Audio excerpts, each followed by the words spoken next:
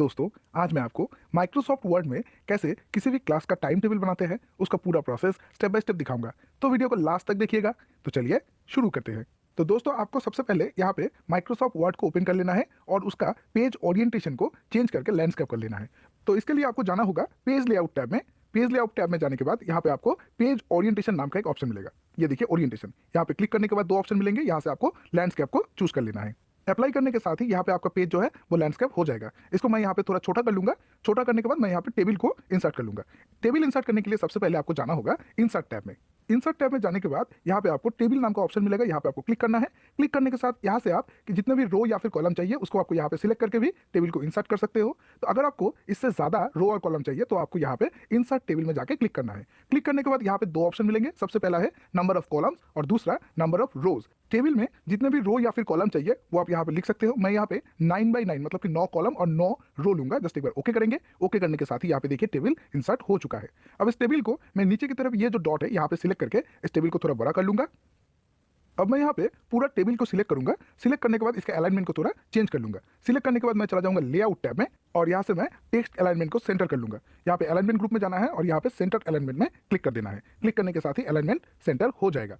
फिर मैं यहाँ पे फर्स्ट रो को सिलेक्ट करूंगा, मतलब कि टेबल हेडिंग को सिलेक्ट करने के बाद चला जाऊंगा लेआउट टैब में। लेआउट टैब में जाने के बाद इन सेल को मैं यहाँ पे मार्च कर लूंगा। मार्च सेल में क्लिक करने के साथ ही देखिए यहाँ पे सेल जो है वो यहाँ पे मार्च हो चुका है। यहाँ पे आप अपने हिसाब से किसी भी हेडिंग को यहाँ पे ऐड कर सकते हो। मैं यहाँ पे लिखूंगा टाइम टेबल। अब मैं यहाँ पे इस हेडिंग को सिलेक्ट करूंगा। सिलेक्ट करने के बाद इसका फॉन्ट स्टाइल और इसका बैक कलर को चेंज करूंगा। इसके लिए मैं चला जाऊंगा होम टैब। होम टैब में जाने के बाद यहाँ से इसका साइज को थोड़ा इंक्रीज करूंगा। साइज इंक्रीज करने के बाद इस सेल का मैं यहाँ पे एक बैक कलर अप्लाई करूंगा। इसके लिए मैं चला जाऊंगा पैराग्राफ ग्रुप में और यहाँ से शेडिंग बटन से कोई भी कलर आप चूज कर सकते हो। मैं यहाँ पे ये वाला कलर को चूज कर दूंगा। इसके बाद मैं यहाँ पे टेक्स्ट कलर को चूज करूंगा, मतलब कि फॉन्ट कलर को व्हाइट कर दूंगा। तो ये हो गया दोस्तों। अब मैं यहाँ पे पूरा टेबल को सिलेक्ट करूंगा और सिलेक्ट करने के बाद इसका फॉन्ट को मैं यहाँ पे थोड़ा चेंज कर लूंगा। यहाँ पे देखिए फॉन्ट ग्रुप, होम टैब से फॉन्ट ग्रुप में जाने के बाद यहाँ पे फॉन्ट बटन है, जहाँ पे क्लिक करने के बाद मैं यहाँ पे टाइम्स न्यू रोमन जो फॉन्ट स्टाइल है उसको यहाँ पे अप्लाई कर दूंगा। तो फॉन्ट स्टाइल यहाँ पे अप्लाई हो चुका है। अब मैं यहाँ पे सेकंड रो को सिलेक्ट करूंगा। सिलेक्ट करने के बाद मैं चला जाऊंगा फिर से लेआउट टैब में और लेआउट टैब से आपको क्लिक करना है मार्च सेल में। क्लिक करने के साथ ही ये सेल जो है वो यहाँ पे मार्च हो जाएंगे और यहाँ पे मैं लिखूंगा रूटीन फॉर क्लास 10। अब मैं यहाँ पे इस टेक्स्ट को सिलेक्ट करूंगा। सिलेक्ट करने के बाद मैं चला जाऊंगा होम टैब में। होम टैब से इसका फॉन्ट साइज को मैं यहाँ पे थोड़ा इंक्रीज कर लूंगा और उसके साथ इसका बैक कलर यहाँ से मैं शेडिंग में जाके इसका बैक कलर एक चूज कर दूंगा। जो भी कलर आपको पसंद हो आप यहाँ पे चूज कर सकते हो। अब मैं यहाँ पे इसका टेक्स्ट कलर को भी यहाँ पे अप्लाई कर दूंगा और उसके साथ ही बोल्ड इफेक्ट को भी यहाँ पे मैं थोड़ा अप्लाई कर दूंगा और टाइम टेबल जो लिखा है इसको भी मैं यहाँ पे सिलेक्ट करके बोल्ड इफेक्ट को अप्लाई कर दूंगा।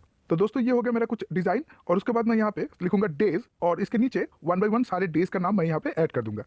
मैंने यहाँ पे वीडियो को थोड़ा फॉरवर्ड कर दिया है। लास्ट में लिखेंगे सैटरडे। अब मैं यहाँ पे सारे पीरियड का नाम 1 by 1 ऐड करूंगा। सबसे पहले लिखूंगा फर्स्ट, सेकेंड, थर्ड, फोर्थ और यहाँ पे हम लिखेंगे ब्रेक, मतलब कि टिफिन ब्रेक। इसके लिए इनको सिलेक्ट करेंगे। सिलेक्ट करने के बाद आपको जाना होगा लेआउट टैब में। लेआउट टैब में जाने के बाद आपको क्लिक करना है मर्ज सेल में। मर्ज सेल्स यहाँ पे क्लिक करने के साथ ही ये सेल मर्ज हो जाएगा और यहाँ पे मैं लिखूंगा ब्रेक।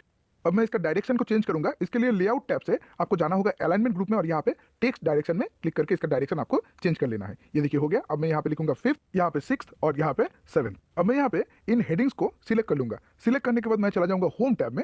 होम टैब में जाने के बाद बोल्ड इफेक्ट को यहाँ पे अप्लाई कर दूंगा और इनका फॉन्ट साइज को थोड़ा इंक्रीज कर दूंगा। इसके बाद सारे डेज को मैं यहाँ पे सिलेक्ट करूंगा और इनमें मैं बोल्ड इफेक्ट को अप्लाई कर दूंगा। जस्ट बी में क्लिक करूंगा तो बोल्ड इफेक्ट अप्लाई हो जाएगा। अब यहाँ पे 1 by 1 आपको सारे सब्जेक्ट का नाम लिखना है। सबसे पहले मैं फर्स्ट कॉलम को सिलेक्ट करूंगा। सिलेक्ट करने के बाद मैं चला जाऊंगा लेआउट टैब में और यहाँ से मर्ज सेल्स में क्लिक करूंगा। क्लिक करने के साथ ये मर्ज हो जाएंगे और यहाँ पे मैं लिखूंगा मैथ और दूसरे कॉलम को भी मैं यहाँ पे सिलेक्ट करूंगा। सिलेक्ट करने के बाद मैं फिर से चला जाऊंगा मर्ज सेल ऑप्शन में और यहाँ पे मैं लिखूंगा इंग्लिश।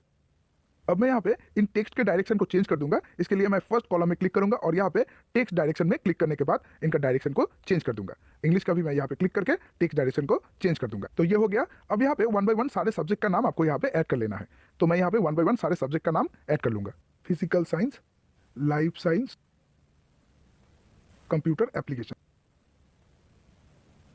तो दोस्तों ये हो गया मेरा सारे सब्जेक्ट को ऐड करना। अब मैं यहाँ पे मैथ और इंग्लिश को सिलेक्ट करके इनका फॉन्ट साइज को थोड़ा इंक्रीज करूंगा। सबसे पहले मैंने मैथ को सिलेक्ट किया है और इसका साइज को थोड़ा इंक्रीज कर देंगे और इंग्लिश का भी सिलेक्ट करके साइज को थोड़ा इंक्रीज कर देंगे। सिलेक्ट करने के बाद ये देखिए यहाँ से मैं साइज को इंक्रीज कर दूंगा। तो दोस्तों ये था सिंपल प्रोसेस जिसको यूज करके आप इजीली माइक्रोसॉफ्ट वर्ड में टाइम टेबल को बना सकते हो। वीडियो अगर पसंद आया तो लाइक कर दीजिए।